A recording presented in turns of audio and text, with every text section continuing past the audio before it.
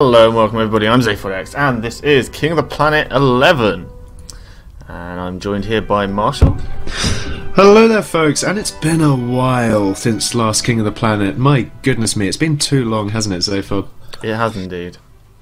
But it's exciting. It's been such a long time since we've done King of the Planet and we've had so many good games. It's been such a popular series and now finally it's back and we have a new challenger for the crown and we can play some more games soon, hopefully, with new challenges and maybe new champions as well.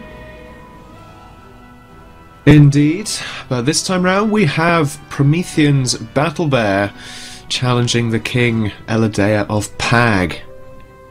Indeed. So Eladea will be retaining his title. It's been a long time since he had to fight for it, but it is still his. And Battle Bear will be the new challenger. Indeed. Let's grab some of them in here. Yeah, I'll do that now.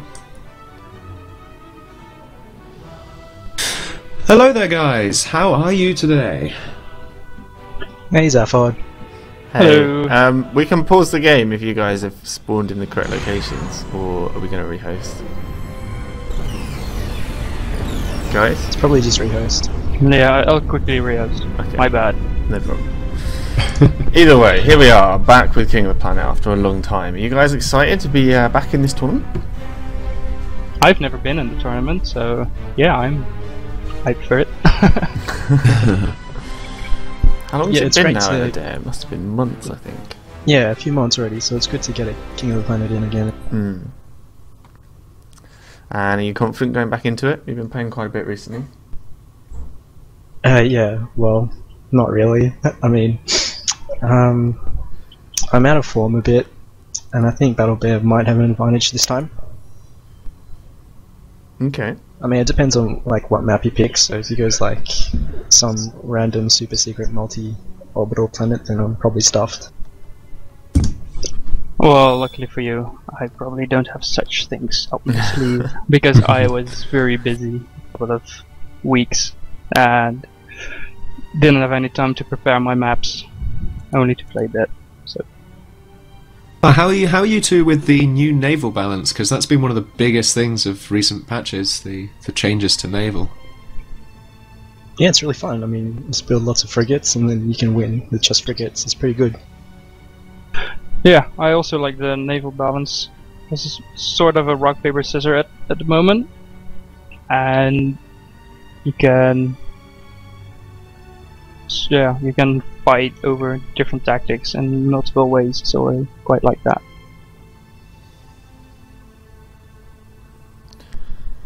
How about new Yeah, units? Are you liking the new units? New T2 Air? I don't know, do you use T2 Air Battle Bear? Because I don't. I never use T2 Air. The ground T2 Air is still not worth it building. Only the tier 2 fighter. But yeah, well, this is a 1v1. We'll never get to that stage. Yeah, I agree. Still pretty decent for orbital though. Actually, I had someone do that to me. They just rushed anchors, and it totally caught me off surprise. Really? Just an anchor rush? Yeah, Because they've been buffed a bit now, right? They're a lot stronger. They are insanely strong, if you tell me. Because they take about 20 Avengers to take down. They still have really good range as well. So if you're just watching your anchors, you can basically take out everything they're building underneath it. Oh, I totally forgot. Zaphod, did you want to hear something? I Did you sure know did that- want to hear something. Did you know that cats have 32 muscles in their outer ear? That's why they can turn them 180 degrees. Oh, that's why. I'd always wondered. Thanks for that. I did really want to know that, whether I knew it or not. Tune in next King of the Yeah, I'm Planet glad that you for found that fun helpful. facts with Eladea. Do you want to hear And, another one? Sure. I think one more would be a good amount. Did you know that about 4 million cats are eaten in Asia every year? That's a lovely statistic to hear. Think of all the millions that aren't eaten in Southeast Asia. Exactly. Because there are about 60 million feral cats in the United States, so I mean 4 million is quite a low number. I've never eaten cat. I genuinely would quite like to now. Well, I don't know. I'd do anything once. I think it's fun to try all these different types of animals. Most people can't say that they have. Meanwhile, in King of the Planet, some planets being destroyed. Let's get on with some planet destruction. Yes, here. let's. Right. Best of luck to both players, and we will jump straight into the game. Alright. Best of luck to you, Aladea. Good luck and have fun. Good luck, lad.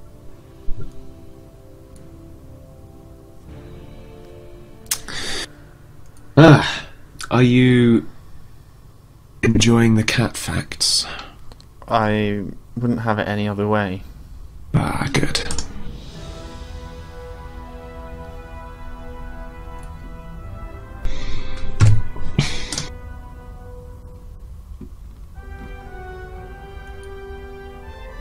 So it looks like they've chosen a naval map to go with this time.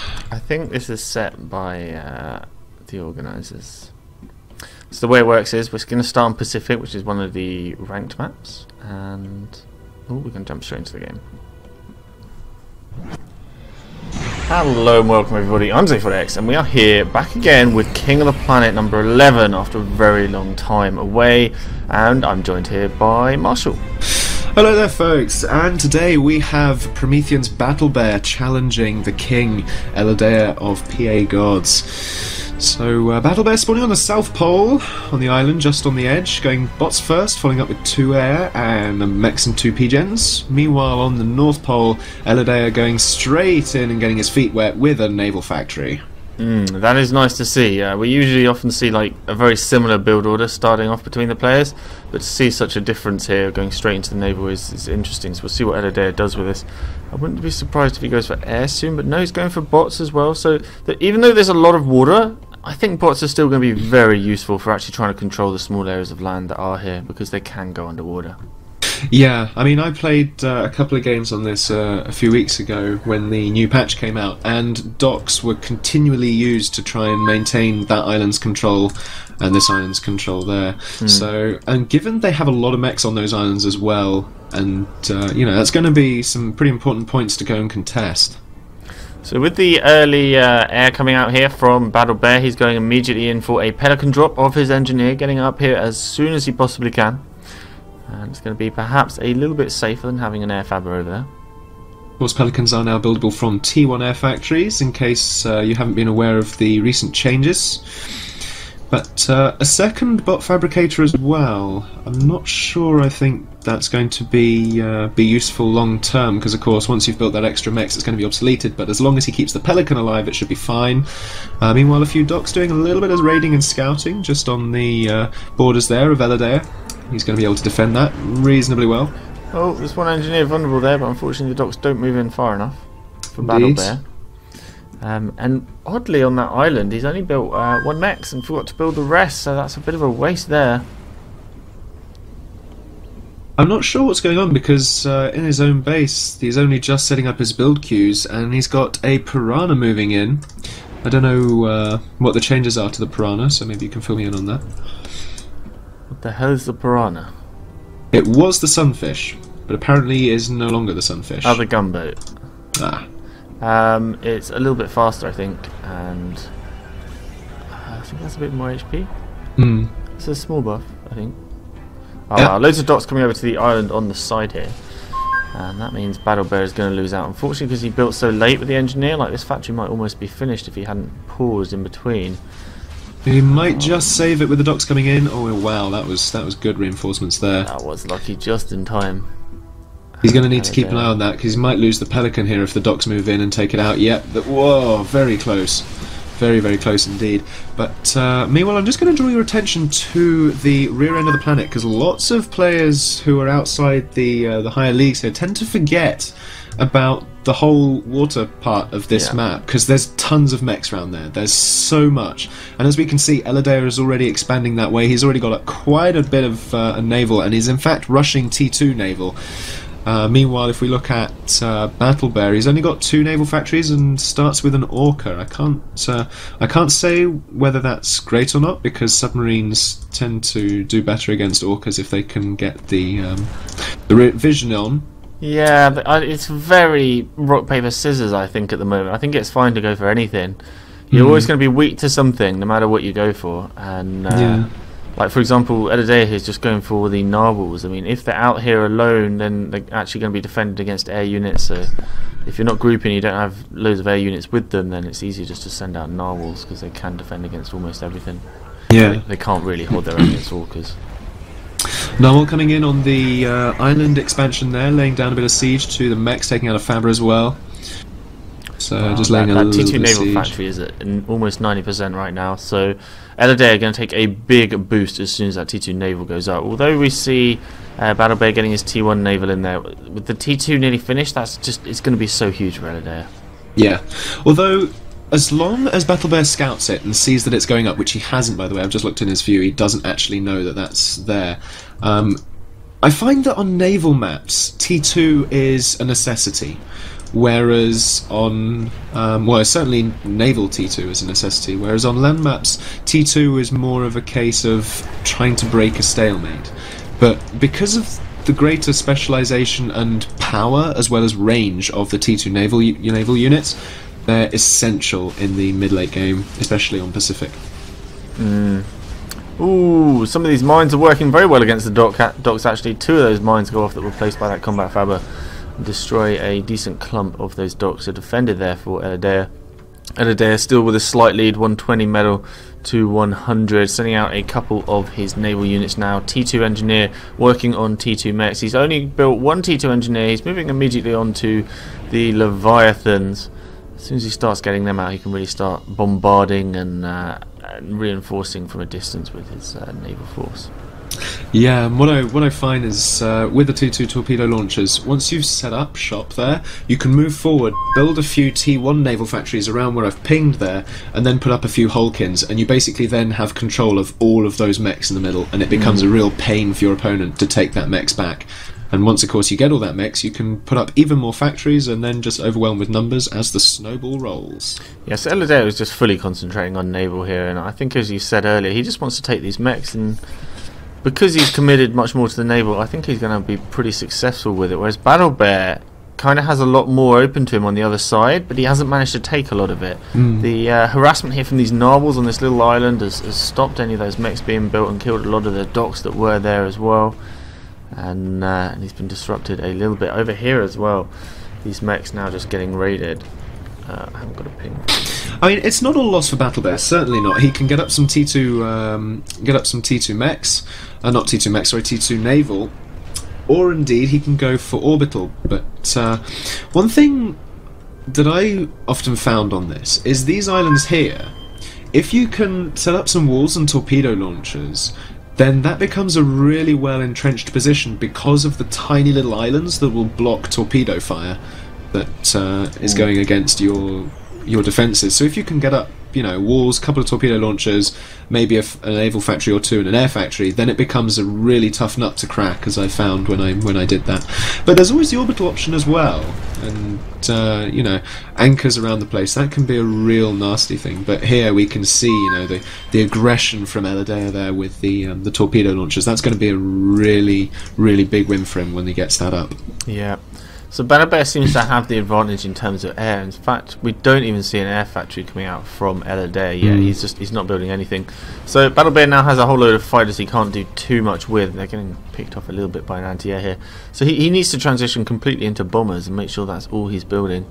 Yeah. Has he scouted Eladea's base? If we look from Battle Bear's point of view, he doesn't have an idea. So he should know there's no air, and really he only needs to be building bombers. Not these fighters he's got on the go right now. So there is the flak next to the commander, so that is going to be a slight issue, but he does see it, of course. But again, no orbital play, and we heard in the interviews that, you know, both of these players have experienced some orbital shenanigans. So it surprises me that neither have gone for a deep space radar, but a group of docks now coming onto Eladea's land there, more mines just picking them off. Some really good defensive use of mines there, I must admit. Yeah, they've been working out really well for him. I think it's quite powerful on this island, just got so little space, and against docks as well, the AoE explosion tends to take care of really big groups of them. Unfortunately, getting the full blast of a Leviathan's cannon there, just a few docks. Something of an overkill, but a few walkers now moving in on the other side of the island, just going to lay down some harassment on that bot factory. We're seeing BattleBear's main base right now getting bombarded by the Leviathan. Yeah, from this is all exactly the way what I across mean. the planet. Yeah. Now this is the thing with the Leviathans as well. You need to make sure that they're broadside, because if you just send them in straight, only half of their cannons fire. Whereas what Eladea is doing at the moment is he's moving it across and all of the cannons are firing. Yeah. Whereas if he was sending it in, then he would only be using a few of the cannons. Ooh, he's taking a bit of fire now. And Yeah. having to turn his cannons as well is wasting a bit of time for him.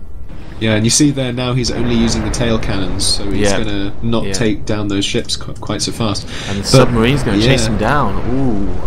Does get hit by the torpedoes though, but Leviathan goes down, so that's good bit of... well, you know, it buys him time.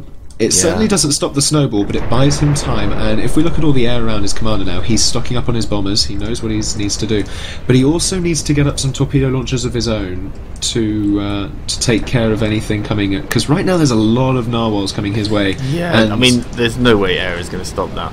Oh yeah, no, definitely not. But don't forget, narwhals also have torpedoes, so they're even better against orcas in that respect. Yes, the orca's still completely outclassing though. The problem is there is already a Leviathan here, and there's another Leviathan that's just been built and is also heading down here as well. The T2 is only 40% of the way through for BattleBear.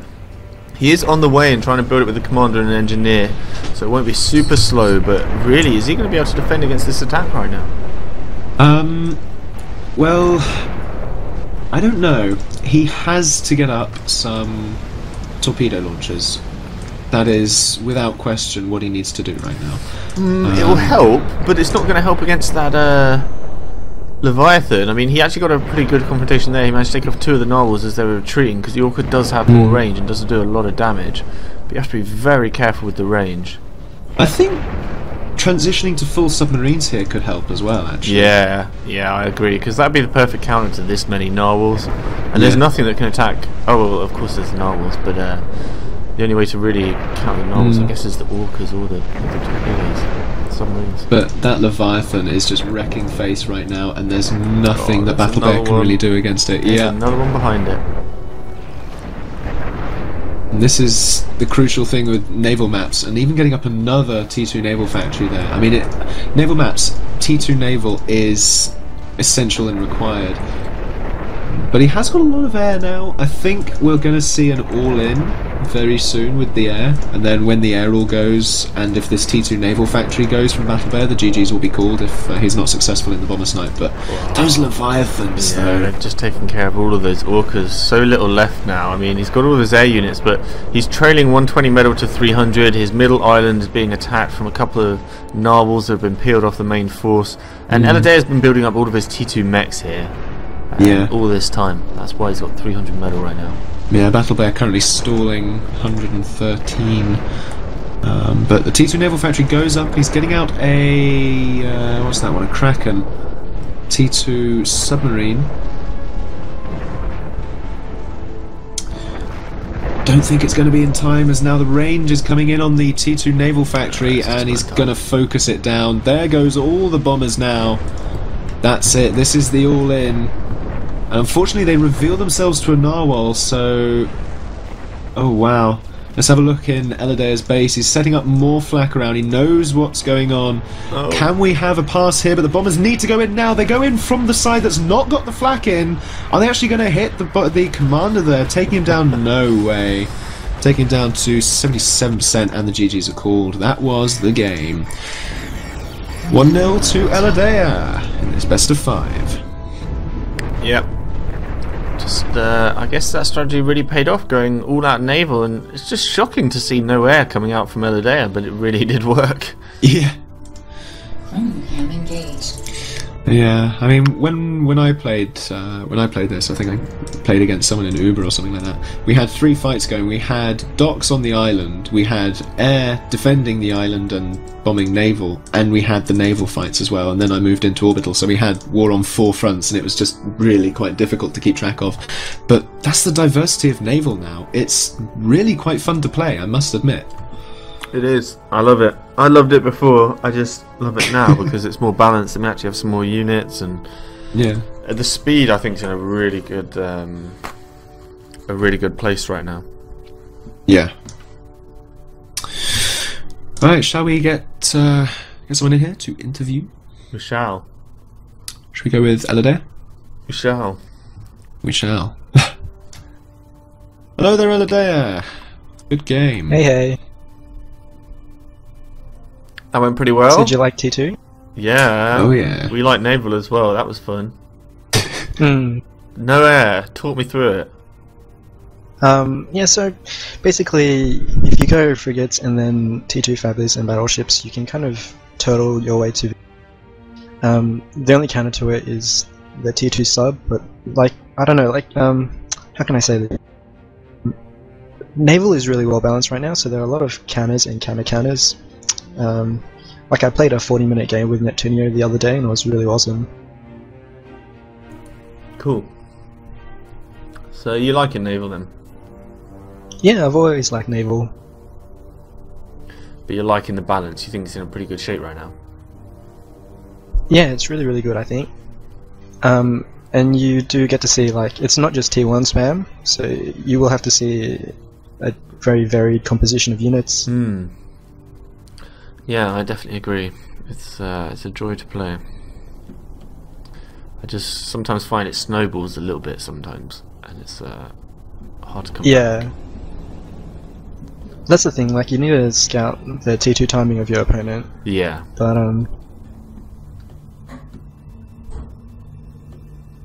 do you want to hear another cat fact? I Go for can't it. wait. Did you know that if they have enough water, cats can tolerate temperatures up to 56 degrees Celsius? Wow. Yeah. Did you also know that, let me see if I can remember this. Yeah, that's right. In the original version of Cinderella, the fairy godmother was a cat. Did you know that? I actually didn't realise that.